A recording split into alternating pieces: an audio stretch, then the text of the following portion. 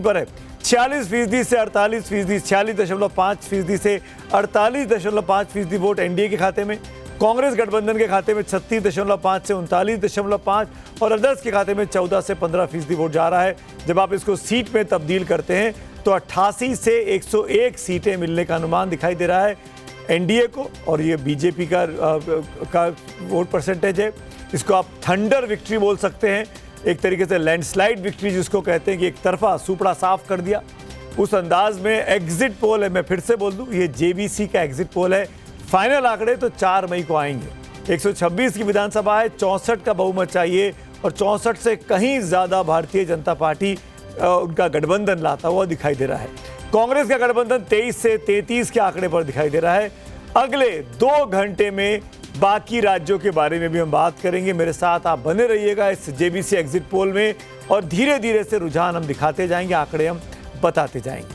तो आइए शुरुआत करते हैं इस रिकैप के बाद ये बताते हुए कि ये जेबीसी का एग्जिट पोल है, जेबीसी एजेंसी ने क्या है और हम उसको दिखा रहे हैं। जो सवाल आंकड़ों को लेकर आपको है वो आप जेबीसी से सीधे पूछेगा कि आंकड़े तक वो कैसे पहुंचे। हम केवल इन आंकड़ों को आपके सामने प्रसारित कर रहे हैं।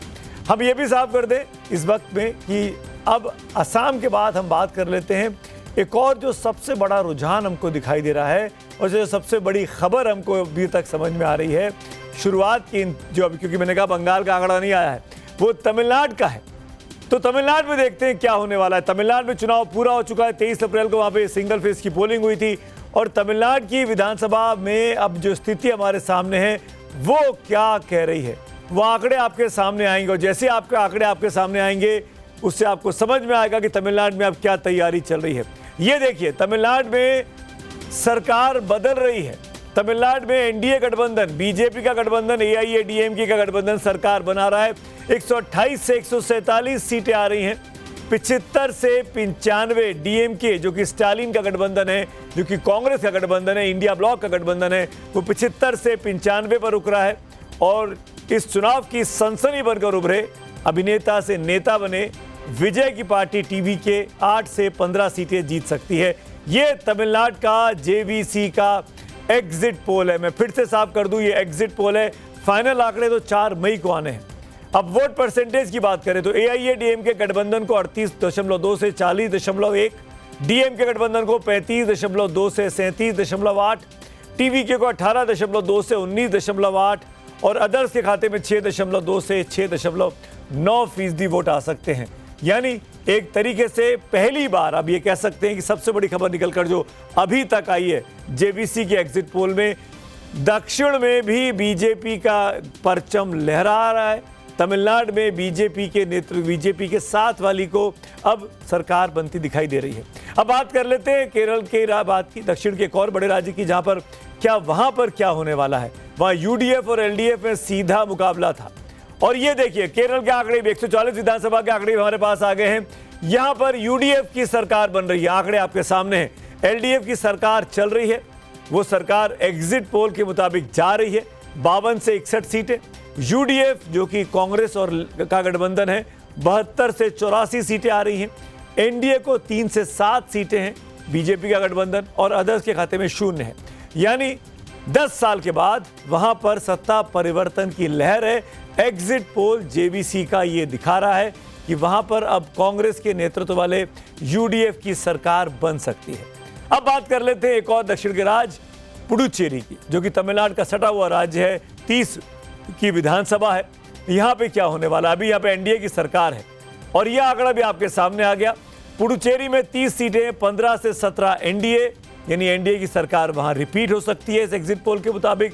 कांग्रेस गठबंधन को 11 से 13 सीटें, टीवीके जो कि वहां विजय की पार्टी है उसको 1 से 2 सीटें आ सकती हैं। अदर्स के खाते में भी 0 से 1 सीटें आती दिखाई दे रही हैं। तो तमिलनाडु में सरकार बदल रही है, केरल में सरकार बदल रही है, असम में सरकार बनी हुई है, पुडुचेरी में सरकार बनी हुई है। तो 2 राज्यों में सरकार बदल रही है, 2 राज्यों में सरकार बनी रहने वाली है इस जेवीसी एग्जिट पोल के मुताबिक। अब बारी रह गई है पश्चिम बंगाल की। वो आंकड़ा मैं आपको कुछ देर के बाद दिखाऊंगा, फिर से रिपीट कर दूं, उस आंकड़े को आपके पास लाने में कुछ वक्त हमको लगेगा, क्योंकि अभी भी जब तक ये आंकड़े हम इकट्ठा कर रहे थे तब तक सेकंड फेज की पोलिंग पश्चिम बंगाल में चल रही थी। और बारी बारी से हम अब मेहमानों के पास चलेंगे और उनके पास इसी चर्चा को आगे बढ़ाएंगे। कहाँ कहाँ क्या चल रहा है, मेहमानों का परिचय मैं करा देता हूँ आपसे। अवधेश कुमार जी स्टूडियो में मेरे साथ हैं, वरिष्ठ पत्रकार हैं। प्रेम कुमार जी हमारे साथ जुड़े हुए हैं, वरिष्ठ पत्रकार हैं। मेरे सहयोगी अमित कुमार जो कि हमारे नेशनल एडिटर हैं, वो हमारे साथ जुड़े हुए हैं। मानव जायसवाल जो कि टीएमसी के प्रवक्ता है, मानव भाई का स्वागत करता हूं। विनोद शर्मा जी वरिष्ठ पत्रकार, वो मेरे साथ जुड़ रहे हैं। इमरान सोलंकी एमआईएम के प्रेसिडेंट है वेस्ट बंगाल के, वो हमारे साथ जुड़ेंगी। चारू प्रज्ञा जी मेरे साथ स्क्रीन पर है। चारू जी भारतीय जनता पार्टी की प्रवक्ता हैं, फायर ब्रांड प्रवक्ताओं में से गिनती होती है। चारू जी की बहुत बहुत स्वागत है चारू जी आपका। और गौतम लाहिरी जी वरिष्ठ पत्रकार, वो हमारे साथ जुड़ रहे हैं। गौतम दादा स्वागत है आपका। पश्चिम बंगाल के आंकड़े आते हैं, आपसे बात करता हूं, लेकिन एक क्विक कमेंट में विनोद शर्मा जी का जरूर लेना चाहूंगा। विनोद जी स्वागत है आपका, पहली बार मेरे साथ इस शो में टाइम्स नाउ नव भारत पर। मैं ये जानना चाहूंगा, अभी हमने 4 राज्य दिखाए, असम और पुडुचेरी में सरकार बनी जो थी वही चल रही है, केरल और तमिलनाडु में सरकार बदल रही है। मेरा स्पेसिफिक पॉइंटेड सवाल तमिलनाडु को लेकर है। जेवीसी का एग्जिट पोल ये कह रहा है कि वहां पर डीएमके की सरकार जा रही है, स्टालिन हारने वाले हैं। व्यक्तिगत तौर पे मुझे लगता है कि ये जो प्रेडिक्शन है ये शायद सही साबित ना हो, क्योंकि लेकिन अगर ऐतिहासिक तौर पे देखा जाए तो ये पार्टीज वहां पर तमिलनाडु की आदत है कि वो सरकार बदलता है और एक बार चांस देने के बाद दूसरी सरकार को ले आता है। इसको सिर्फ एक बार जयललिता ने इस ट्रेंड को तोड़ा था जी, और अगर ये दोबारा हो जाता है तो इसका मतलब ये है कि पुराने अपने कार्यकलापों पे तमिलनाडु लौट गया है। लेकिन मेरी जो जानकारी है, मैं गलत हो सकता हूं, जैसे कि सर्वे भी गलत हो सकता है, कि वो जो एंटी इनकम्बेंसी वोट है जिसको काट रही है टीवी के, उससे डीएमके को फायदा की ज्यादा संभावना है और एडीएमके को कम संभावना है। तो देखते हैं क्या होता है। लेकिन जहां तक इनकी पुरानी आदत है तमिलनाडु की सरकार बदलते हैं, उसके अनुसार तो ठीक लग रहा है। लेकिन जो वहां से खबरें आ रही थी जमीन से, उसमें डीएमके ज्यादा मजबूत। विनोद जी एक काउंटर क्वेश्चन, अगर ये हो रहा है जो कि आंकड़े हमको दिख रहे हैं अभी तक के जेवीसी के पोल के मुताबिक, तो क्या ये विजय की वजह से हुआ, विजय ने हरवा दिया, या ये आप मान सकते हैं कि ये पलानीस्वामी की जीत है अगर ऐसा हो रहा है तो? देखिए, ऐसा है कि विजय एक्स फैक्टर था और उसका इस इलेक्शन में क्या इम्पैक्ट रहा है वो तो हमको फाइन प्रिंट देखना पड़ेगा ना आंकड़ों का जी। ये तो आखिर में आपको आज से 6 महीने बाद, 1 हफ्ते के बाद आप इसको जांच करके बता सकते हैं कि टीवी के का क्या इम्पैक्ट था या किस कारण से एडीआईएमके जैसे कि आपकी प्रेडिक्शन है वो जीती जी। लेकिन मेरा ये मानना है कि टीवी के फैक्टर था, यूथ में फैक्टर था और यंग दोनों जेंडर में, महिला और पुरुष दोनों जेंडर में वो एक फैक्टर था। लेकिन उसके बाद जमीन पे वो इंफ्रास्ट्रक्चर नहीं था जो पुराने जमाने में, जैसे कि जो और ये बात तो सर आप भी इसको काउंटर शायद ही कर पाए कि अपनी करियर के प्राइम पे विजय जैसा व्यक्ति फिल्म छोड़कर राजनीति में आता है और बीते 4-5 उसकी फिल्में देखिए आप, बीते 3-4 साल का काम देखिए, वो एक एक्टिविस्ट के तौर पर दिखाई देता है तमिल फिल्मों में। एमजीआर भी वहीं से आए थे जी, लेकिन एमजीआर ने 20 बरस गुजारे थे द्रविड़ मूवमेंट में। उसके बाद वो आए जब तो उन्होंने छा गए वो आके। बिल्कुल, ये टीवी के पास ये वो उसके पास वो बैकग्राउंड नहीं था और उसके पास जमीन पे वर्कर नहीं थे, उसकी रूट्स इतनी डीप नहीं। Very true, I agree with you कि जमीन में कितना काडर था, कितने लोग थे, ये तो नतीजे बताएंगे। खैर, मैं चारू प्रज्ञा के चेहरे पे बहुत बड़ी स्माइल थी। लेट्स मैं लेडी फर्स्ट के करना चाह रहा था, लेकिन मुझे पता है कि आप उस वक्त ऑडियो नहीं थ्रू है। लेकिन चारू, अगर ये हो रहा है जैसा कि दिखाई दे रहा है जेवीसी के इस एग्जिट पोल में कि पहली बार बीजेपी के साथ वाली सरकार दक्षिण भारत में तमिलनाडु में बनने वाली है। कर्नाटक तक तो ठीक था, अब तो आप पड़ोस में पहुंच गए, तो पुडुचेरी तक तो आ गए थे, अब आप चेन्नई में भी आते दिखाई दे रहे हैं, अगर ये सही होता है तो। सुमित जी नमस्ते। देखिए पिछली बार हमने इतिहास और आंध्र प्रदेश में भी बनाया था।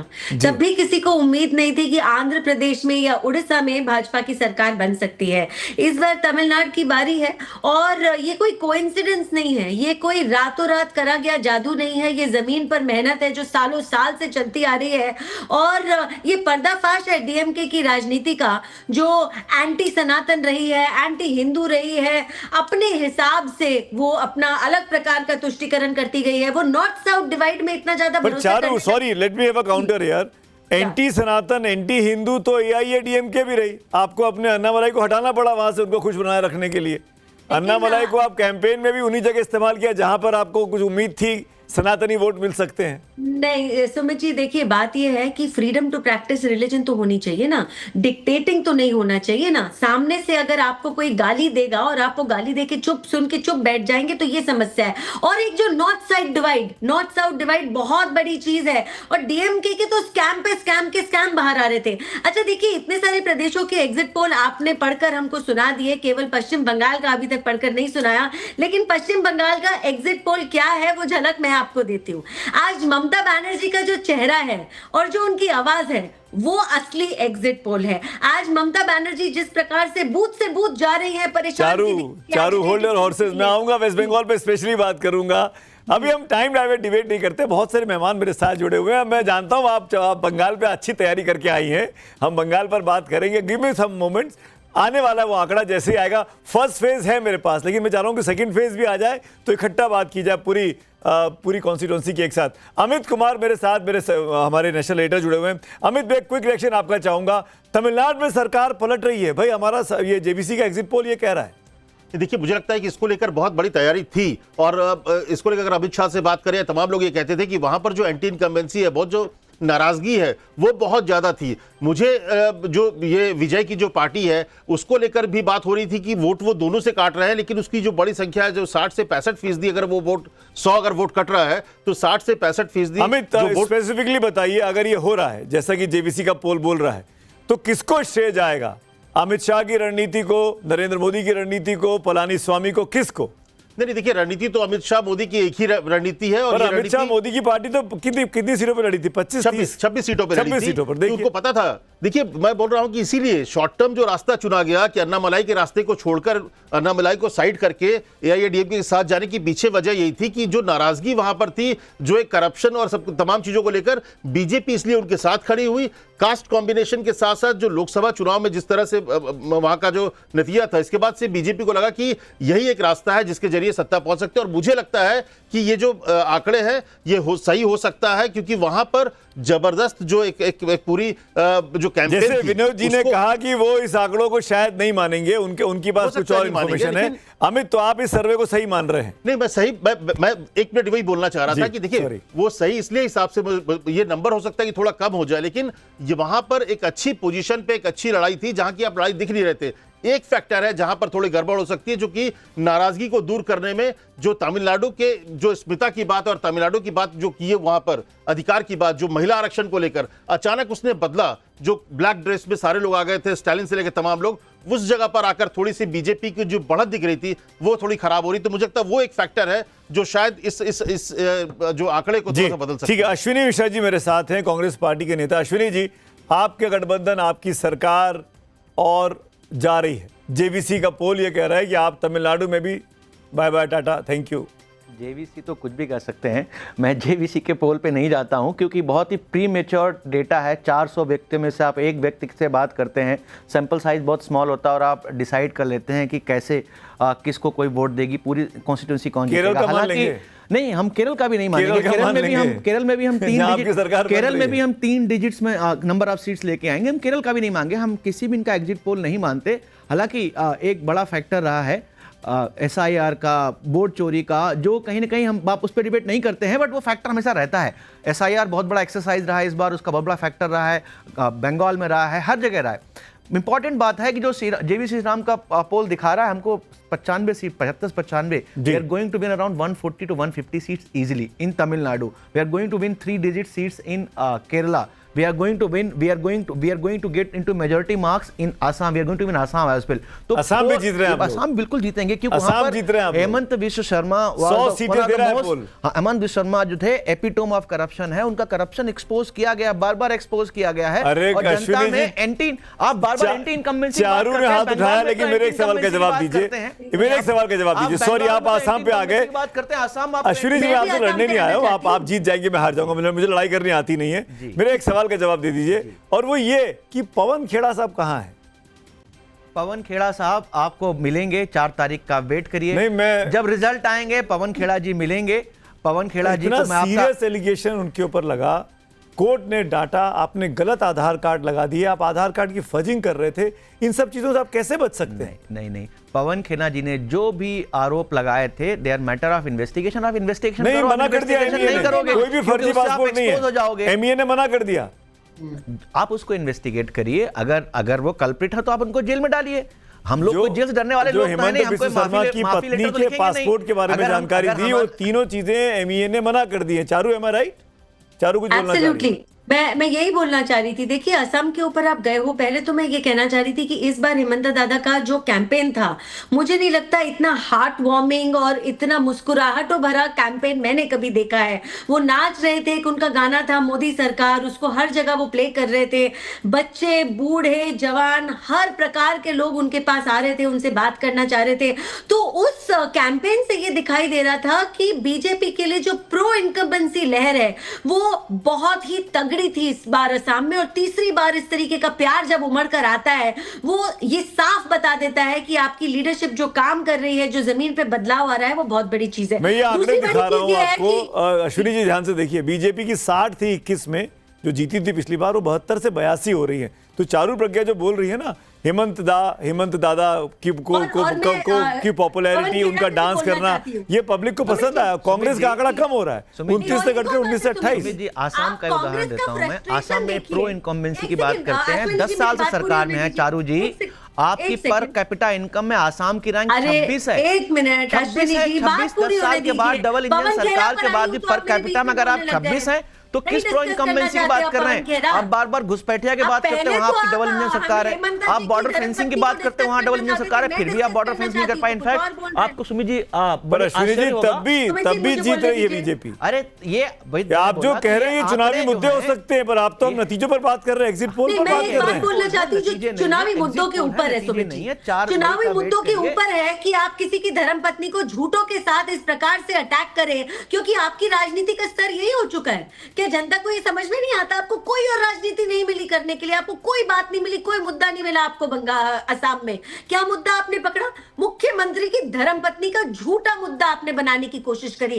तो जनता ये सब देख रही है, और इस सब चीजों की वजह से मैं मानती हूं कि भाजपा को जितना वोट पड़ना था उससे चारू, ये जो आखिर में पवन खेड़ा साहब की प्रेस कॉन्फ्रेंस हुई वोटिंग के 4-5 दिन पहले, आपको लगता है उसका इंपैक्ट आया होगा? उसका रेमिफिकेशन कांग्रेस को भुगतना पड़ रहा है? पहली बात तो आप किसी के परिवार पर जाते हैं, वो भी एक ऐसे सदस्य के ऊपर जो राजनीति में नहीं है। दूसरी बात, आप उस परिवार के सदस्य के ऊपर जो एक महिला है, झूठ लेकर जाते हैं, झूठ का आधार लेकर जाते हैं, इतना ड्रामा तमाशा करके एक प्रेस कॉन्फ्रेंस करते हैं जिसको उड़ा दिया जाता है, जिसका कोई तथ्य नहीं है, जिसका कोई लॉजिक नहीं, कोई बैकग्राउंड नहीं। तो भाई, देश की जनता बहुत पॉलिटिकली अवेयर है, बहुत समझदार है, और हर दिन अपनी बेहतरी चाहती है। जो पॉलिटिकल पार्टी सच नहीं बोल सकती, वो बेहतरी किसकी कर पाएगी? लेकिन एक मैसेज में विनोद जी से पूछना चाहूंगा। विनोद शर्मा जी मेरे साथ हैं, इनफैक्ट बाकी लोग के पास आऊंगा। विनोद जी, आसाम में हेमंत बिस्वा शर्मा फिर से सरकार बनाते हुए दिखाई दे रहे हैं। लगातार हैट्रिक होगी बीजेपी की, पहले सर्बानंद सोनोवाल के 5 साल। विनोद शर्मा जी, आप हैं हमारे साथ जुड़े हुए? हाँ, मैं हूं ना। अच्छा, आपका मुझे स्क्रीन पे दिखे नहीं। सर्बानंद सोनोवाल के 5 साल, हेमंत बिस्वा शर्मा के 5 साल, और फिर आज का एग्जिट पोल कह रहा है कि बीजेपी की सरकार फिर से बन रही है। तो विनोद जी, ये कांग्रेस को हुआ क्या है? अपने गढ़ को क्यों कांग्रेस बचा नहीं पा रही है? गौरव गोगोई की लीडरशिप के मातहत कितने बड़े बड़े नेता छोड़ के चले गए चुनाव के बीच में, क्यों हुआ? देखिए, बात यह है कि जिस तरह से असम कांग्रेस के हाथ से निकला है, उसी तरह से उड़ीसा इनके हाथ से निकला था। एक जमाने में, अगर आपको याद हो, कांग्रेस की सरकार रहती थी, ये भी जानकी वल्लभ पटनायक होते थे, वहां पर मजबूत नेता थे। और उसके बाद लगातार कांग्रेस ने उड़ीसा पे जमीन खोई, क्योंकि उनका ध्यान उस स्टेट पे नहीं था। और असम में तो ध्यान था, गौरव गोगोई को नेता बना असम रखा की है, बात- गौरव गोगोई राहुल गांधी की कोर टीम में है। नहीं, असम का सुन लीजिए ना, असम जी। पे आ रहा हूँ जी। ये मैं पैरेलल इसलिए ड्रॉ कर रहा हूँ कि जिस तरह असम इनके हाथ से निकल रहा है, वैसे उड़ीसा निकला था। असम को के दो फैक्टर जो आपने इंगित नहीं किए, वो आपको करने चाहिए किसी भी आकलन में। वो ये है कि जो डिलिमिटेशन करवाई हेमंत बिस्वा शर्मा ने अपने तत्वावधान में, और जो वहां पर SIR एक्सरसाइज नहीं हुई, जहां पर मुस्लिम मेजॉरिटी 34 सीटें थी, वहां पर 24 हो गई। तो जिस तरह से उन्होंने लकीरें खींची, नई कॉन्स्टिट्यूंसीज बनाई, उसका इम्पैक्ट हुआ है, और वो एक शोध का विषय होना चाहिए। I'm sorry, Vinod ji, I would ask a counter question. मान लिया कि कॉन्स्टिट्यूंसीज रीड्रॉ की गई, मान लिया कि अपने फायदे में उन्होंने रीड्रॉ किया, आपकी बात बिल्कुल ठीक है, पर क्या कांग्रेस को सिर्फ मुसलमानों का वोट चाहिए था? कांग्रेस को क्या हिंदुओं का वोट नहीं चाहिए? उनको अपील नहीं करनी चाहिए थी? कांग्रेस तो इतनी पुरानी पार्टी है। देखिए, ऐसा है कि अगर बीजेपी को, ये सवाल हम कभी बीजेपी से नहीं पूछते कि भाई क्या तुमको सिर्फ हिंदुओं का वोट चाहिए। जो आज के दिन शुभेंदु अधिकारी जिस तरह से बात कर रहा है, वैसे ही बात हेमंत बिस्वा शर्मा असम में करता था। देखिए, आप अगर किसी एक कम्युनिटी को टारगेट करके जी। उसको डिमोनाइज करके जी। अगर आप इलेक्शन जीत रहे हैं, तो क्या आप भारत की इंटेग्रिटी जो है उसके हित में बात कर रहे हैं क्या? जी। देखिए, इलेक्शन जीतना हारना होता रहता है सुमित, लेकिन समटाइम्स जो रिस्पॉन्सिबल पॉलिटिकल पार्टीज होती हैं, अगर वो इलेक्शन हार भी जाएं, फिर भी उनको सही मुद्दा उठाना चाहिए। ठीक है। और इन इलेक्शंस में एक कम्युनिटी को टारगेट करके जिस तरह से प्रचार हुआ, हेमंत बिस्वा शर्मा के दूसरे रूप बन गए शुभेंदु अधिकारी। मैं गौतम लहरी जी को लेके आना चाहूंगा इस चर्चा में। हालांकि बंगाल की जर्नलिस्ट है, लेकिन असम पे बहुत अच्छी पकड़ रखते हैं। गौतम दादा, असम पे चर्चा चल रही है तो आप कैसे चुप रह सकते हैं? अगर असम में बीजेपी की हैट्रिक बन रही है तो ये क्यों बन पा रही है?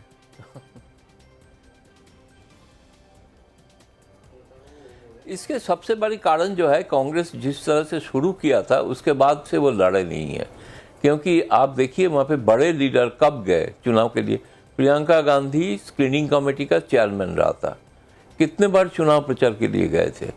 तो लग रहा था कि गौरव गोगोई को जिस तरह से चुनाव का ठीक पहले और भी कुछ लीडर है, जो लीडर वो छोड़ के चले जा रहे थे। चुनाव का पहले अगर किसी बड़े पार्टी से कोई बड़े नेता छोड़ के चले जाते हैं, तो लगता है कि ग्राउंड रियलिटी को कांग्रेस पार्टी ठीक से समझ नहीं पा रहे थे। राइट। अगर मैं नहीं मान रहा हूँ कि जो आंकड़ा आप दिखा रहा है कि सही है, मैं बोला अगर ये होता है तो मानना पड़ेगा कि इसमें से एक चीज है कि ट्रेंड जो है, ट्रेंड तो भाजपा के तरफ है, वो बात तो सही है। आंकड़ा में नंबर इधर उधर हो सकता है, लेकिन कांग्रेस सत्ता के पास आएंगे ऐसे मुझे भी चुनाव का पहले नहीं लग रहा था। मैं एडवांटेज ऑलवेज बीजेपी को दे रहा था। नहीं, तो आप जो एडवांटेज बीजेपी को दे रहे गौतम दा, इसका मतलब जो हेमंत बिस्वा शर्मा की सरकार चली 5 साल तक, वो असम के लोगों के साथ रही, असम के लोगों का मन जीत पाई। गौरव गोगोई ने जो भी काम किया या नहीं किया, अगर गौरव गोगोई एक चेहरा है तो ये it's a failure of Gaurav Gogoi और प्रियंका गांधी जो स्क्रीनिंग कमेटी की चेयरमैन थी। प्रियंका गांधी तो उम्मीदवार दिया, चुनाव प्रचार रणनीति तो निश्चित तौर पे गौरव गोगोई और दिल्ली में जो नेता बैठे हैं इन लोगों का तो करना है, खास तौर पे राहुल गांधी का भी आता है। लेकिन मैं दूसरी बात कहूँगा, बीजेपी का जो वहाँ पे जो इशू था, वहाँ पे बहुत बड़ा एक इशू रहा है घुसपैठिया। वो असम में आज नहीं, बहुत दिनों से इशू है।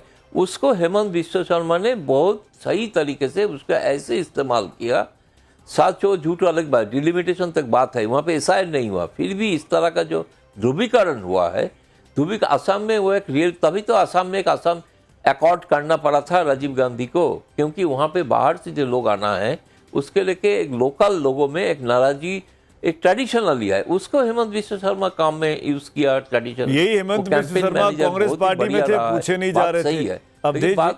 अब हेमंत बिस्वा शर्मा बीजेपी के सबसे आज की तारीख में ब्लू आइड बॉय हैं। नहीं, देखिए, बहुत अगर हम लोग इतना सरल विश्लेषण करेंगे ना, तो असम का या तमिलनाडु का, आप नहीं थे तो तमिलनाडु के बारे में मैंने बताया था कि वहाँ एनडीए की सरकार बन जाए तो मुझे आश्चर्य नहीं होगा, जो कुछ वहाँ परिस्थितियाँ बदली थी और उसके आधार भूमि थे। पहले असम पर बोलता हूँ। देखिए, हम लोगों की दृष्टि में हेमंतो बिश्व शर्मा की एक छवि है कि वो ध्रुवीकरण करते हैं। असम में जाएंगे तो पूरब से पश्चिम, उत्तर से दक्षिण, जो लोगों के साथ उनका सीधा जुड़ाव है ना, वो किसी महिला के वो जो है भाई है, बच्चों के मामा है, बच्चियों के मामा है, स्टूडेंट्स लीडर रहे हैं, कॉलेज में जाके स्टूडेंट्स के साथ बात करते हैं। और जो कुछ काम हुए हैं, देखिए पहला काम जो बीजेपी ने किया है कि बंगाल की जो अस्मिता रही है, वो पहले जैसे लचित बरफुकन को लाके एक महापुरुष के रूप में आपने खड़ा किया कि देखो मुगलों के साथ युद्ध करके हुआ, हमारे इतिहास से आपको मिटाया गया, वहाँ की जनजाति से थे। दूसरा, आज शंकर देव को, महाराज शंकर देव को सामने ला करके किस ढंग से लोगों के अंदर एक सांस्कृतिक पुनर्जागरण। तीसरा जो काम हुआ है कि जो अभी विनोद जी कह रहे थे, देखिए 1971 में जो हुआ, वो कांग्रेस ने जानबूझ करके मुस्लिम सीटों को ऐसे परिसीमन कराया था कि मुसलमान जिसको चाहे जिता दें।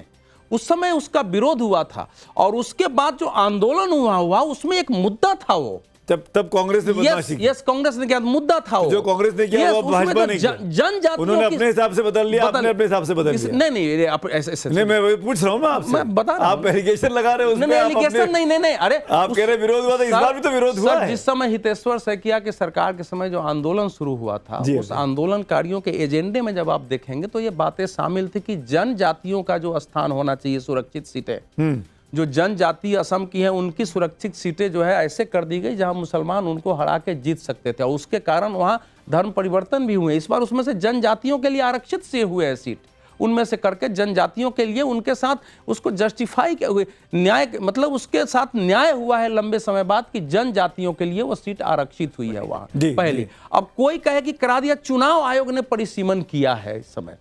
अब एक परिस्थिति थी। अब जो तीसरी बात आ रही है कि देखिए वहां जो चाय बागान के थे मजदूर, आप मैंने 200-250 साल पहले आप ले गए और किसी को जमीन का पट्टा नहीं था। इस सरकार ने 3 लाख परिवारों को जमीन का पट्टा दिया। 3 लाख का कितना वोट होगा जरा असम की दृष्टि से आप देख लीजिए, परिवारों को वोट का दिया है। अच्छा, जो वहाँ के मुसलमान है उसमें 35-40 लाख जो है वो असमिया मूल के मुसलमान है। ठीक है। शेष जो 1 करोड़ मुसलमान है वो उस रूप में नहीं है, उस रूप में। तो इसलिए असम का जो हम एनालिसिस करते हैं, कांग्रेस जो है असम में जो सोशल चर्निंग है, जो वहां का इकोनॉमिक परिवर्तन है, और जब प्राइम मिनिस्टर ने होलिस्टिक एग्रीकल्चर के रूप में नॉर्थ ईस्ट को विकसित करने का किया, और जितना इंफ्रास्ट्रक्चर आप अब अगर जाएंगे तो वहां की सड़कें सब जो एकदम इसमें मतलब जो फंडामेंटली चेंज दिखा है ना, उस सब का असर है वहां। मानव, मैं और आ रहा हूं आपके पास। मानव, इसके पहले कि अश्विनी जी कुछ बोलना चाह रहे हैं, मैं आपसे टिप्पणी लूंगा। अश्विनी जी, आपने हाथ उठाया। मैं ये देख रहा हूं, हमारे ये प्रबुद्ध लोग अवधेश जी 20 दिन पहले ये डिस्कस कर रहे थे कि परसीमन से, डिलिमिटेशन से किसी सरकार का फायदा नहीं होता, जनता के भले के लिए होता है। और आज यही डिस्कशन हो रहा है कि डिलिमिटेशन से सरकार का कैसे फायदा हो रहा है। आसाम, मैं प्रबुद्ध लोगों की बात कर रहा हूं, आप भी प्रबुद्ध लोगों में आते हैं, इसलिए मैंने आप जैसे प्रबुद्ध लोगों की बात की है। तो आप देखिए क्या कैसे 20 दिन में दुनिया बदल गई है इन लोगों की। अभी तो 4 तारीख का इंतजार करना चाहिए। मैं फिर से बोल दूं, आज हम केवल एग्जिट पोल के जो नतीजे दिख रहे हैं, ये एग्जिट पोल है, एग्जैक्ट पोल नहीं है। एग्जिट पोल ट्रेंड तो बताता है। देखिए लोकसभा चुनाव में भी जी, अगर आप उत्तर प्रदेश, बंगाल और महाराष्ट्र, लोकसभा चुनाव की बात मत करिए, वो 400 पार तक चला गया था, 240 रह गया। 3 राज्यों को हटा दीजिए आप, और एग्जिट पोल देख लीजिए आप। अच्छा, हटाने के बाद अगर पूरे आप 32 जगह का करते हैं तो 3 राज्य हटा दिए, उसमें उड़ीसा को भी हटा दीजिए। एग्जिट पोल को ना, एग्जिट पोल मैं मोटा मोटी मैं चारू और मानव से एक सवाल करना चाहता हूं। बंगाल के बारे में दोनों चर्चा करना चाहते हैं। चारू, मैं एक बड़ा दिलचस्प आंकड़ा देख रहा था। मानव और Charu please, Manav, I hope कि आप मुझे सुन रहे हैं, क्योंकि ये बात मैं पश्चिम बंगाल के बारे में कर रहा हूं।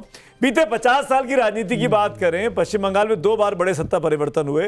कांग्रेस को हटा के लेफ्ट फ्रंट आया 77 में, वो ग्राफिक्स अगर तैयार है तो लगा दीजिएगा। और एक और दिलचस्प आंकड़ा है, देखिए, जब जो रूलिंग पार्टी हटी, जब 77 में कांग्रेस हटी तो वो घट के 20 पे आ गई, डबल डिजिट पे रह गई, ट्रिपल डिजिट के आंकड़े नहीं आए। सिमिलरली 2011 में जब लेफ्ट फ्रंट हटा तो वो डबल डिजिट में आ गया, 61 सीटें आई। इस बार ममता बनर्जी के पास 215 सीटें हैं। और दिलचस्प आंकड़ा एक और बता देता हूं आपको मैं, चारू और मानव, दोनों चुनावों में 77 में और 11 में मैंने एक सिमिलरिटी और देखी कि 77 के चुनाव के पहले के जो लोकसभा चुनाव थे, उस लोकसभा चुनावों में लेफ्ट फ्रंट ने लीड ले ली थी लोकसभा चुनावों में, उसका असर विधानसभा में दिखा और सिद्धार्थ शंकर रे की सरकार चली गई। सिमिलरली 2011 के चुनाव में ममता बनर्जी और कांग्रेस का गठबंधन जो 9 में एक साथ लड़ा था, उसने सीटों के मामले में लेफ्ट से अधिक सीटें ले ली थी और उसका असर 11 में दिखा। यानी एंटी इनकम्बेंसी 1-1.5 साल पहले से दिखनी शुरू हो गई थी। पर इस बार जो सबसे बड़ी चुनौती है, 2024 के लोकसभा चुनाव में बीजेपी की 11 या 12 सीटें आई पश्चिम बंगाल से और 12 और टीएमसी की 29 सीटें आई। बीजेपी ने लीड नहीं ली है, बीजेपी अकेले लड़ रही है। 2-3 फैक्टर्स ऐसे हैं चारू, कैसे काउंटर करेंगे? जी, पहली बात तो इस बार जो जीत होगी सुमित जी, वो बंगाल की जनता की जीत होगी, वो देश की जनता की भी जीत होगी, क्योंकि बंगाल हमारे लिए एक वो घाव बन गया है जहां से पूरे देश का नुकसान हो रहा है। जिस प्रकार से घुसपैठियों को बुलाकर उनके नकली आधार कार्ड, नकली वोटर आईडी कार्ड बना दिए जा रहे थे, अब तक भी इतने पश्चिम बंगाल के टीएमसी के बड़े बड़े नेता बयान दिया करते थे। आप देखिए जाकिर दादा क्या और ये एक बिस्वा जी है, वो क्या, मैं खुद ही बोल रहे हैं, आइए अगर आप हमारे सपोर्टर हैं, आइए अपना आधार कार्ड बनवाइए, हमारे लिए वोट करिए। तो ये देश के लिए एक समस्या बन गई थी। बीएसएफ अपना काम करने के लिए अगर जमीन भी मांग रही है।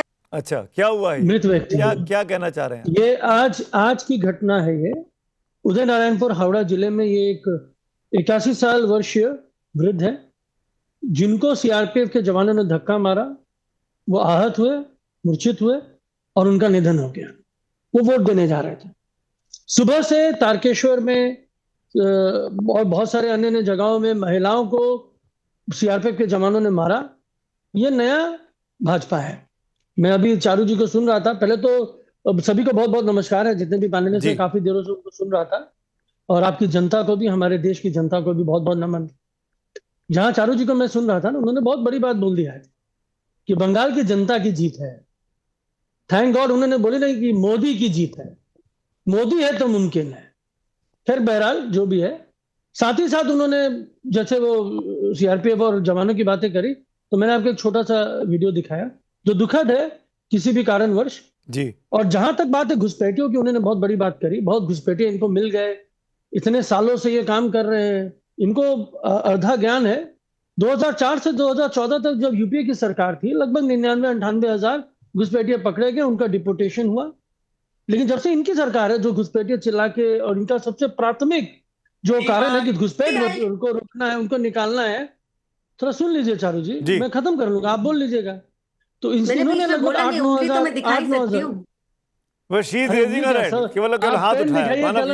मैं तो चाहता हूँ जी। लेकिन सबसे बड़ी बात है कि 8-9 हजार घुसपैठ को इन्होंने पकड़ा और इनको तो है डिटेक्ट, डिलीट, डिपोर्ट, ये ट्रिपल डी दाऊद वाला जो इनकाउंटर स्पेशलिस्ट काम है इनका, तो इसको भी ठीक तरीके से ये करे। लेकिन ये चारू जी ने एक बात नहीं करी। अभी ट्राइब्यूनल लगभग 28-30 लाख लोगों को निकाला और ट्राइब्यूनल में, sorry election commission Gyanesh Kumar ने, और ट्राइब्यूनल में लगभग 14,074 लोगों का संज्ञान लिया गया। उसमें से 14,068 लोगों को ओके कर दिया गया। So your deletion is less than 0.04%।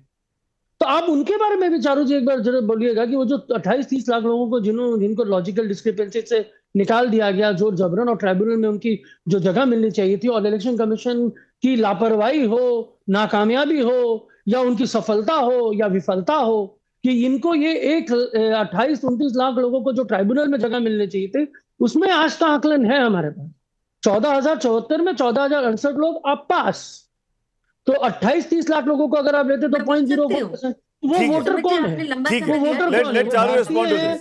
Bengali है, टीएमसी के वोटर है कि भाजपा के वोटर? मानव चारू खून दिया है और उनका खून बहाने वाले आपकी पार्टी के लोग हैं। और केवल खून देने वाले, जान खोने वाले नहीं, वो भी लोग हैं जिनकी माताएं, बहनें, पत्नियां भी नहीं छोड़ी गई थी। पिछले चुनाव के बाद इस तरीके से आपने वायलेंस वहां पर किया था। देश भर में से पॉलिटिकल वायलेंस के जितने केस आते हैं, आधे से ज्यादा, 50% से ज्यादा बंगाल से आते हैं। और इसी चीज पर तो पूर्ण विराम लगाने की हम कोशिश कर रहे हैं। इसी चीज पर पूर्ण विराम लगाने की जरूरत है। क्या अधिकार नहीं होना चाहिए किसी चारू मैं एक बड़ी खबर दे दूं, सेकंड फेज की पोलिंग के आंकड़े भी आ गए हैं और बड़ी खबर है, बम्पर मतदान इस बार भी हुआ है।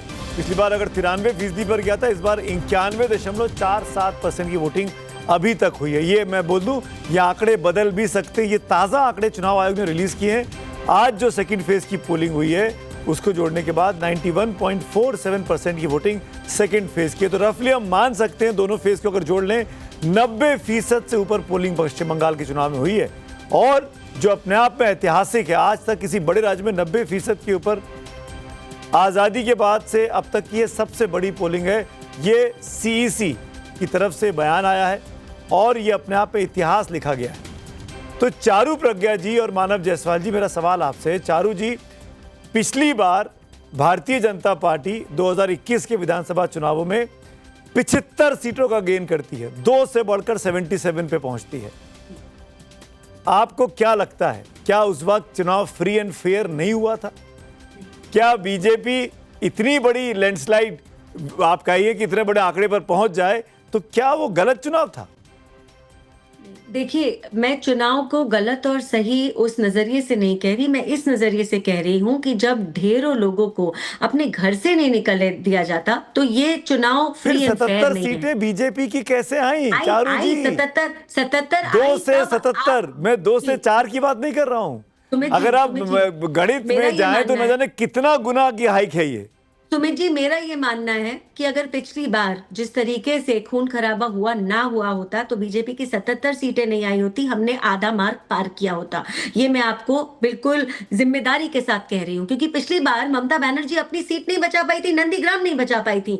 पिछली बार पूरे दिन में सुबह से शाम तक, सुमित जी आपने चुनाव तब भी कवर किया था, सुबह से शाम तक हर बार कितने आपको ऐसे किस्से सुनने को मिलते थे कि इस बूथ पर हाथापाई हो गई, इस पे खून खराबा हो गया।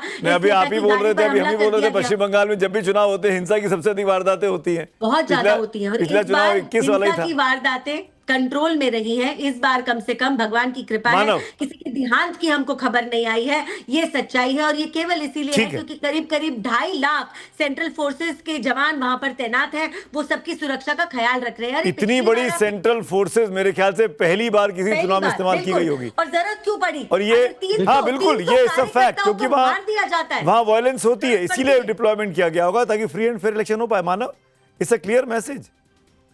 No, it's not a clear message. It's an understated message. बड़ा मैसेज क्या है कि बंगाल की छवि को धूमिल करना इनका बड़ा मैसेज है। बंगाल की छवि को इस तरीके से वातावरण को दिखाना कि भाई इतनी भयावह स्थिति है। इनको पता है कि भाई कितने % वोट हुए थे, 85% के आसपास वोट हुए थे पिछली बार। तो इतने लोग जो बाहर आए थे, तो मैंने आप बोलना चाहते वो बाहर आए ही नहीं, भूत ने वोट दे दिया और भूतों के वोट से आप जीत गए। तीसरी बात जो हम आपको बोलना चाहते हैं कि इतनी अगर बहुत सारी जो प्रक्रिया है आप लोगों ने चलाई, इतने दिनों से हुआ, जिस तरीके से आप लोगों ने चुन चुन के जो वोट एरिया, वोटिंग इलाके हैं जहां पे आपने औरतों को आज मारा, एक पुरुष ऑफिसर औरत के ऊपर हाथ उठाता है, ये आपको अच्छा लगता है? अब शोभा है आपके लिए, शुभकामनाएं आपको। साथ ही साथ मैं आपको एक बहुत बड़ी चीज बताना चाहता हूँ।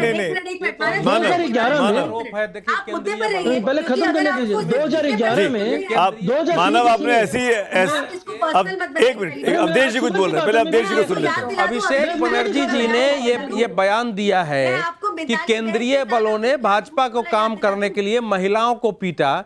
एक बुजुर्ग का बेटा अंदर ले जा रहा था, उसको धक्का दे दिया, हॉस्पिटल में गए तो मर गए। देखिए, केंद्रीय बलों पर आरोप लगा रहे हैं। केंद्रीय बल की भूमिका ऐसी होती नहीं है। अगर उनकी मृत्यु हुई है तो उसकी जांच हो सकती है, क्योंकि आपने पूरा फोटो दिखा दिया है। सुनिए, आपने पूरा फोटो दिखाया है सर। सेंट्रल फोर्सेस हमारे देश की आंतरिक शक्ति है, उस पर आप प्रश्न उठाएंगे तो आपको उत्तर दिया जाएगा। ममता जी उठा रही थी कि सेंट्रल फोर्सेस भाजपा के एजेंट की तरह काम कर रहे हैं, अभिषेक बनर्जी उठा रहे थे, और एक मृत्यु हुई है चुनाव में, उस वक्त सेंट्रल फोर्सेस पर आरोप करेंगे, ये कैसे स्वीकार होगा? ये तो फिर जांच का विषय है। ये मानव और अवधेश जी, ये तो जांच का विषय है कि उस बुजुर्ग व्यक्ति की आप जो क्लेम कर रहे हैं वो हुई हत्या, अगर उनकी मौत हुई है तो क्यों हुई है, कौन जिम्मेदार है, ये तो जांच का विषय है। ये हम और आप बैठ के टीवी डिबेट में, टीवी पैनल पर तय नहीं कर सकते हैं। आरोप प्रत्यारोप की राजनीति किसी की दुखद मौत पर हमको नहीं करनी चाहिए। पश्चिम बंगाल में MIM किसकी तरफ है, दीदी की तरफ या शुभेंदु की तरफ? बहुत बहुत शुक्रिया सुमित जी, आपने वक्त दिया। बहुत अच्छी बातें सुन रहा था मैं इनकी। हम एम की तरफ हैं। असद साहब ने अपना प्रेस मतलब मोदी बोला, या मतलब मजलिस एम मतलब सर मजलिस सिर्फ मोदी नहीं होता है। अब चारुलता जी मुझे एक बात बताइए, आपको मैं धन्यवाद बताता हूं, आपने एक बात बहुत अच्छी बताई कि 2.5 लाख हमारी सेंट्रल फोर्सेस ने आके किया, कोई घटना नहीं हुई बंगाल में। इसी डिबेट में आपने 10 मिनट पहले बोला कि ममता बनर्जी फेंसिंग के लिए बॉर्डर में आर्मी को वो जगह जमीन नहीं देती है। तो ये जहां आप नहीं काम कर पा रहे हैं, आप वहां बात कर रहे हैं कि नहीं भाई, जहां घटना हो रही है उसको आप मुद्दा में घुसपैठियों का मुद्दा बना रहे हैं। आपको समझ में नहीं आती है चारुलता जी, आपने चारू प्रज्ञा नाम है इनका, चारू लता नाम नहीं है, चारू प्रज्ञा नाम। चारू प्रज्ञा जी, नाम ना बिगाड़े। आपने बोला कि कोई घटना नहीं हुई, 2.5 लाख से आम फोर्स आगे, बहुत अच्छी बात है। क्योंकि जमीन कागज पर अलॉट होती है, प्रदेश की सरकार अलॉट करती है, देश भर में एक अकेला राज्य नहीं है पश्चिम बंगाल। बहुत सारे राज्य हैं जिनके बॉर्डर दूसरे देशों को छूते हैं, उन सब ने अपनी जमीन अलॉट करी। आपने बोला, मैंने सुना ना मैडम, 40 मिनट सुना मैंने, कुछ नहीं बोला। अरे कहाँ से 40 मिनट बोल रही होती। असम में, त्रिपुरा में पूरा फेंसिंग हो गया ना, आपकी तो डबल इंजन सरकार है, पूरी फेंसिंग हो गई ना, बोले ना। हाँ सुमित जी बोले, सामने पूरी फेंसिंग हो गई। जवाब एक एक करके, एक प्लीज चारू आपने जो बात कही सब आपको कुछ पूछना चाह रहे हैं, एक लाइन में पूछिए। अश्विनी जी पहले आप एक लाइन। यूपीए सरकार ने 80% फेंसिंग की आसाम में और बंगाल में, एनडीए सरकार ने 10% फेंसिंग कर पाया बंगाल में और आसाम में, दोनों जगह की बात कर रहा हूं मैं। तो अगर बंगाल में जमीन का इशू है तो आसाम में तो आपकी सरकार है, वहां क्यों नहीं कर ली? और बीएसएफ के पास एक लिमिटेड जमीन होती है, बॉर्डर की जमीन बीएसएफ के अंदर आती, सारी जमीन सरकार के अंदर नहीं होती, स्टेट सरकार के अंदर। तो चारू जी झूठ बोलना बंद करिए। ठीक है, चारू जी जवाब दीजिए। जी थैंक यू वेरी मच। पहली बात तो ऐसा है कि जब केंद्र सरकार ने बीएसएफ का दायरा 15 किलोमीटर से बढ़ा के 50 किलोमीटर कर दिया था, पूरे देश में किसी को आपत्ति नहीं थी, एक प्रदेश को आपत्ति थी, और इतनी ज्यादा थी कि उनकी मुख्यमंत्री ममता बनर्जी ने 2 चिट्ठियां लिखी प्रधानमंत्री मोदी को और ये कहा कि अगर आप दायरा इनके काम का बढ़ा देंगे तो गांव वाले परेशान हो जाएंगे। ये गांव वाले कौन थे? ये गांव वाले वो थे जिनको ममता बनर्जी की पार्टी टीएमसी बुलाकर एक रेट कार्ड के तहत बाउंड्री करना और जमीन लेना, वो 2 अलग अलग मुद्दे हुए ना चारू। दूसरी बात मैं अगर अपने फेंसिंग करना और जमीन कहां तक रहेगी, वो 2 अलग अलग इशू है। नहीं मैं फेंसिंग नहीं की गई, ये एलिगेशन अश्विनी जी ने लगाया आप पे। मैं आपको पूरी कहानी बता रही हूँ सुमित जी। पूरी कहानी नहीं, वक्त नहीं मेरे पास, समय है ना। और बांग्लादेश पर फेंसिंग लगाने की कोई जगह विदाउट फेंसिंग की है 450 किलोमीटर, उसकी जमीन पश्चिम बंगाल सरकार नहीं दे रही है। असम में 2216, सुनिए ना, असम क्या बात कर रहे हैं? असम में भी फेंसिंग नहीं हुई है, 80% ज्यादा फेंसिंग यूपीए सरकार करा के आई थी। फेंसिंग नहीं हो सकती, असम की फेंसिंग बहुत एक एक करके पूजा मेहता मेरे साथ है, मेरी रिपोर्टर पश्चिम बंगाल की, बहुत मेहनत कर रही है, लगातार पूरा चुनाव कवर किया है। पूजा, यहाँ बहुत एलिगेशन काउंटर एलिगेशन चल रहे हैं फेंसिंग को लेकर।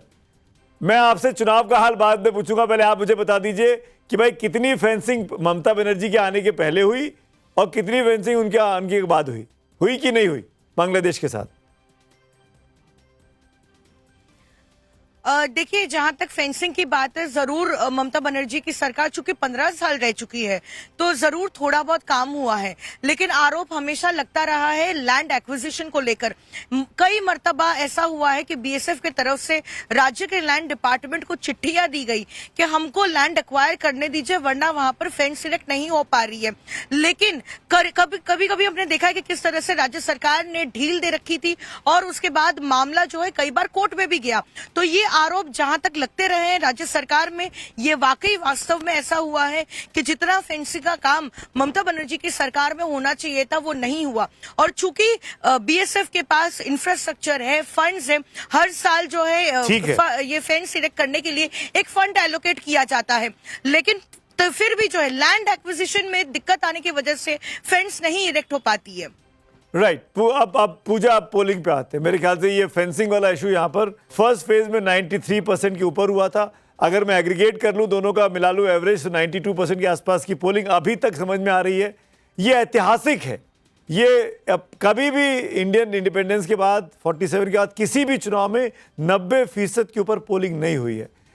इसका क्रेडिट जाहिर तौर पर पश्चिम बंगाल की जनता को है, वहाँ डिप्लॉयड तमाम एजेंसीज को है, इलेक्शन कमीशन को है। पर मैं ये जानना चाहता हूँ, पिछली बार भी 80-85% पोलिंग हुआ, उसके पहले भी 80% के आसपास पोलिंग हुआ, उसके पहले भी 80% के आसपास पोलिंग हुआ, तो पश्चिम बंगाल की जनता वोटों को लेकर इतनी जागरूक कैसे बनी हुई है पूजा? बिल्कुल सुमित जी, आप बिल्कुल सही कह रहे हैं। पश्चिम बंगाल में हमेशा अगर हम वोटिंग का पैटर्न देखें तो वोट परसेंटेज हमेशा हाई रहता है, लेकिन पिछले कुछ चुनाव में चूंकि जो है एसआईआर नहीं हुआ था तो हर एक बूथ पर हम एएसडीडी कहते हैं, जहां पर absent, shifted, dead, deleted voter जो है उनके नाम रह जाते थे। लिहाजा जो बेस लाइन बड़ी संख्या में आए हैं। अब यहाँ पर हमने एक पैटर्न देखा है, दोनों जो है कैटेगरी के लोग पश्चिम बंगाल आए हैं। एक जो आईटी सेक्टर में काम करते हैं, चेन्नई में है, बैंगलोर में है, या फिर बॉम्बे, दिल्ली में कॉर्पोरेट जॉब करते हैं, उनको ऐसा लगता है कि राज्य में नौकरियां नहीं है, इसीलिए उन्हें घर परिवार छोड़कर बाहर जाकर काम करना पड़ रहा है। ज्यादातर ये जो कैटेगरी, पर ये आई एम सॉरी पूजा, इसको मुझे करेक्ट करिएगा, पश्चिम बंगाल में बहुत बड़ी आबादी बाहर से आके लेबर जो काम करता है, मजदूर जो काम करते हैं, श्रमिक जो काम करते हैं, वो भी बहुत बड़ी तादाद में, झारखंड के लोग, बिहार के लोग, यूपी के लोग, बहुत बड़ी संख्या, राजस्थान के लोग बड़ी संख्या में कोलकाता और कोलकाता के आसपास काम करते हैं। कोलकाता के लोग बाहर जा रहे हैं जैसा कि आपने बताया, तो जितना इनटेक है उतना आउटटेक भी है। एम आई राइट? अब ये समझ में नहीं आ रहा है कि जो पढ़ा लिखा तबका है, जो बेंगलुरु जा रहा है, जो हैदराबाद जा रहा है, जो आईटी सेक्टर की आप बात कर रही हैं, क्या वो भी लौटा वोट डालने के लिए? लेबर क्लास को तो हम कह देते कि ट्रेनें भरी हुई जा रही थी, बसें भरी हुई जा रही थी, जो पढ़ा लिखा तबका है वो भी अब की बार आया वोट डालने के लिए एसआईआर के वजह से। बिल्कुल सुमित जी, जो पढ़ा लिखा, जो एजुकेटेड है, जो एलीट जो तबका है वो बिल्कुल आया है। यहाँ तक कि हमने देखा कि कुछ लोग जो है अब्रॉड से आए हैं अपना मतदान करने के लिए। इनके लिए बहुत जरूरी है इस बार मतदान करने का जो उनको अवसर मिल रहा है। और ये कैटेगरी जो है वो ज्यादातर जो है ऐसा चाह रहे हैं कि पश्चिम बंगाल में परिवर्तन हो, क्योंकि ये तबके को लगता है कि पश्चिम बंगाल में जो है पर्याप्त नौकरियां नहीं है। आप जैसा कह रही थी, बिल्कुल वैसे ही बिहार, झारखंड का एक बड़ा सेक्शन जो है पश्चिम बंगाल में काम करता है, लेकिन वो लार्जली लेबर क्लास का है। लेकिन हम अगर नौकरियों की बात करें, जहां पर हाई स्केल नौकरी है या फिर अच्छे पोजीशंस की नौकरी की बात करें, तब इस तबके को बाहर जाकर काम करना पड़ रहा है। वहीं दूसरी ओर पश्चिम बंगाल का भी एक माइग्रेंट लेबर तो एसआईआर इस चुनावों का एक ऐसा फैक्टर है पूजा जो इस चुनावों के रिजल्ट को डिफाइन कर सकता है। इतनी बातचीत में एक चीज तो समझ में आ गई। अब ये बता दीजिए, एसआईआर को लेकर पूरा कैंपेन चला कि ममता बनर्जी की जो लीड थी, ममता बनर्जी के जो वोटर थे, पर सीट पे 23-24 हज़ार लोग कम हो गए ऑन एन एवरेज, वो टीएमसी को बहुत बड़ा नुकसान हो गया। जैसा कि एक कहानी बनाई गई, एक नरेटिव फैलाया गया। बंगाल का डेटा भी आने वाला है, किसी भी वक्त डेटा हमारे साथ आएगा, मैं दर्शकों को बता दूं, हमारे साथ जाइएगा मत। पश्चिम बंगाल का डेटा तैयार है, जेबीसी के पोल का, वो आंकड़ा आपको दिखा देते हैं। लीजिए, आ गया आंकड़ा आपके सामने है। ब्रेकिंग न्यूज का म्यूजिक बज गया है, स्टिंग चल गया है और ये आंकड़ा आपके सामने है। बीजेपी पश्चिम बंगाल फेज 1 का 152 सीटों का है। ये 89 से 102 सीटें पहले फेज में बीजेपी, टीएमसी 49 से 57 सीटें, यानी बीजेपी की जो दावा है 100 सीटें 110 सीटें जीतने का, वो पहले फेज की 150 में से 152 में से दिखता है। कांग्रेस के पास 2, सीपीएम के पास 0 से 1, अदर्स के खाते में 0 से 1, यानी बीजेपी और टीएमसी से लगभग दुगने के अंतर से आगे निकल गई है। ये फेज 1 का पोल है, फेज 1 का। अब फेज 2 का आपको दिखा देते हैं। फेज 2 भी आ गया है मेरे पास। फेज 2 में बीजेपी 49 से 57, टीएमसी 84 से 92। आप देख रहे हैं किस तरह कांटे का मुकाबला है। बीजेपी 49 से 57, टीएमसी 84 से 92।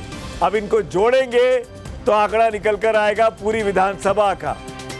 बहुत दिलचस्प आंकड़ा है ये। फेज 2 और फेज 1 का आंकड़ा जोड़ के क्या होता है, बारी बारी से कुल मिलाकर अगर हम दोनों आंकड़े दिखाते तो मैं ही जोड़ लेता हूं। मैं इतना गणित तो मैं भी कर सकता हूं, पर दोनों स्क्रीन पे एक साथ आंकड़े आएंगे तब मजा आएगा ना पीयूष। बहुत कांटे की टक्कर है। बिल्कुल, लग रहा है कि 145-40 के आसपास दोनों है ना। तो इसलिए जो है ये बहुत मतलब ये जो आंकड़ा है ये इतने कांटे की टक्कर है कि किसी के पक्ष में जा सकता है।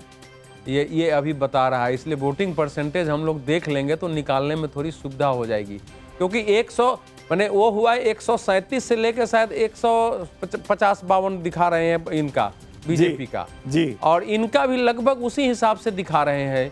तो थोड़ा बहुत ज्यादा ये मतलब मैं मोटा मोटी वो 150 का आंकड़ा मैच जो है ना वो उसमें जा रहा है। कौन सा ओवर बोलते हैं आजकल आईपीएल में, जो फाइनल में होता है, सुपर ओवर सुपर ओवर मैंने सुपर 101 ओवर से 158 उनका मैक्सिमम हो गया और 89 और 49 जोड़ दिया, 80 40 120 9 138 ऐसे हो गया, 138 से 158। अब मैं वोट शेयर की बात कर लेता हूं। वोट शेयर के बारे में अगर बात करें तो कुल 294 सीटों का वोट शेयर भी हमको मिल गया है।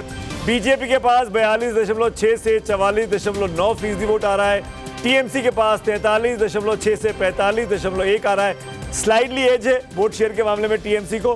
कांग्रेस के पास 2.3 से 2.5, लेफ्ट के पास 5.5 से 5.8, अदर्स के खाते में 3.7 से 4% के आसपास। अदर्स में हुमायूं कबीर, एमआईएम और आईएसएफ जैसी पार्टियां हैं।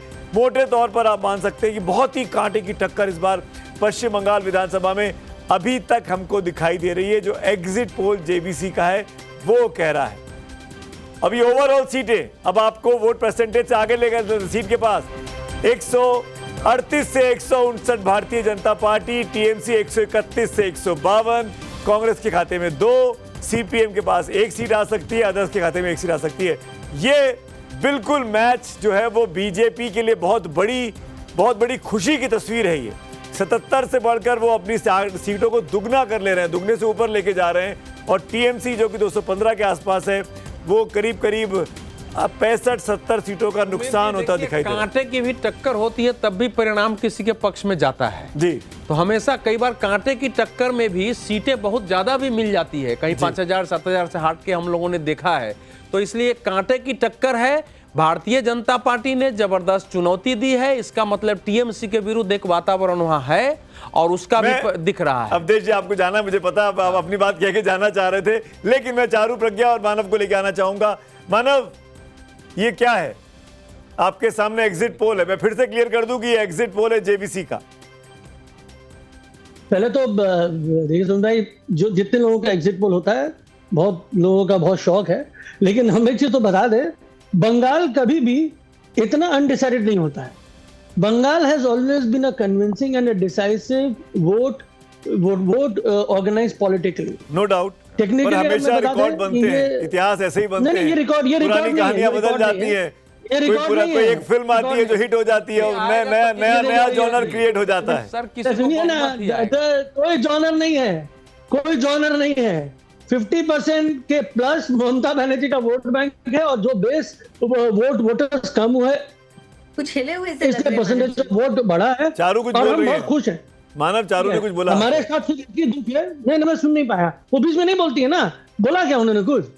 जी चारू, क्या कहा आपने? मैं उसके बाद रीजन वाइज जाऊंगा। चारू, एक क्विक रिएक्शन आपका। बीजेपी वोट परसेंटेज में थोड़ा कम है, सीटों में थोड़ी आगे है। मुझे ऐसे लग रहा है कि मानव जी भी अपनी नेता ममता बनर्जी की तरह थोड़े से अब रैटल्ड से दिख रहे हैं, क्योंकि आपने एक एग्जिट पोल के आंकड़े हमारे सामने रखे, करीब करीब आप कांटे की टक्कर दिखा रहे हैं। लेकिन बाकी जो एग्जिट पोल आज आए हैं सुमित जी, उसमें बीजेपी को क्लियर एडवांटेज दिखाया जा रहा है। चाहे वो पी मार्क हो, चाहे वो मैट्रिज हो, सब में बीजेपी को क्लियर एडवांटेज दिखाया गया है। और क्लियर एडवांटेज अगर आपको देखना है, आप केवल जनता को देख लीजिए, आप केवल जनता को देख लीजिए। जिस तरीके से जनता इतनी बड़ी संख्या में उमड़ कर आई है, मैं ये मानती हूँ ये आशीर्वाद वोटों का बीजेपी को ही मिला है। ये माना जाता है कि जब जनता भरपूर वोट करे तो एंटी इनकम्बेंसी होती है। बहुत बहुत धन्यवाद। It's a pro incumbency, it's a pro SIR anti apathy vote bank. आज जो एसआर की वजह से जो त्रासदी हुई है, जिस तरीके से 30 लाख लोगों को हटाया गया है, उनके खिलाफ हमारी बंगाल की जनता ने आवाज उठाया है और पुरतोड़ तरीके से आवाज। जब अंग्रेजों से हम नहीं डरे कि भाजपा ही के लिए ये ख्याल अच्छा है गालिब। नहीं, अंग्रेजों से तो पूरा हिंदुस्तान नहीं डरा है। आप अपने आप को अलग कैसे कर लेंगे भाई? हम सब साथ ही थे। भाजपा ही थे, अंग्रेजों से नहीं मानते। कौन से भाजपा नहीं मानते? मैं आप लोगों से, आप लोगों की इजाजत से, आप दोनों का रिएक्शन लेने के बाद बहुत मेरे ऊपर प्रेशर है कि अब ये जो आंकड़े हैं ये रीजन वाइज भी मेरे पास उपलब्ध है। मानव शुक्रिया, चारू शुक्रिया। मुझे पता है आपको जाना है, अगला हमारे पास नए गेस्ट जुड़ेंगे, उनके पास भी चलेंगे। लेकिन पश्चिम बंगाल के नॉर्दर्न हिल्स की अगर बात करें, अलग अलग रीजन वाइज बात करें, नॉर्दर्न हिल्स में 27 सीटें, 27 में बीजेपी 22 से 25 सीटें जीत रही है, टीएमसी 3 से 5। ये बीजेपी का गढ़ है, ये दार्जिलिंग वाला इलाका है, ये बीजेपी का गढ़ माना जाता है और बीजेपी यहाँ पर बहुत अच्छा करती दिखाई दे रही है। टीएमसी के खाते में 3 से 5 सीटें आ रही हैं। बीजेपी को चुनौती टीएमसी नहीं दे पाई। अब अगर नॉर्दर्न बॉर्डर की बात करें, इस इलाके में 66 सीटें हैं, बीजेपी को 28 से 32 सीटें, टीएमसी को 30 से 40 सीटें मिल रही हैं। यहां पर बहुत ही ज्यादा कांटे की टक्कर है और SIR के बारे में कहा गया था इस इलाके में सबसे अधिक इम्पैक्ट होगा, और वो शायद दिख भी रहा है कि जिस इलाके में TMC ने पिछली बार अच्छा किया था वहां पर इस बार TMC कमजोर पड़ी है बीजेपी के मुकाबले में। ये उत्तरी बॉर्डर का इलाका है। अब अगर हाईलैंड्स की बात करें, पश्चिम बंगाल के हाईलैंड्स की अगर बात करें तो यहाँ पर 55 सीटें हैं। इन 55 सीटें में बीजेपी को 33 से 36 सीटें मिल रही हैं, TMC को 19 से 22 सीटें मिल रही हैं। इस जगह पर भी जबरदस्त बीजेपी की आप कह सकते हैं चुनौती मिली TMC को। TMC का प्रदर्शन खराब हुआ और बीजेपी का प्रदर्शन एग्जिट पोल में, मैं फिर बोल दूं, एग्जिट पोल में इंप्रूव होता दिखाई दे रहा है। अब बात कर लेते हैं अगले रीजन की, डेल्टा की बात करें। डेल्टा रीजन में कुल 38 सीटें हम मानते हैं यहाँ पर। For more such informative videos, like, share and subscribe to ET Now Swadesh.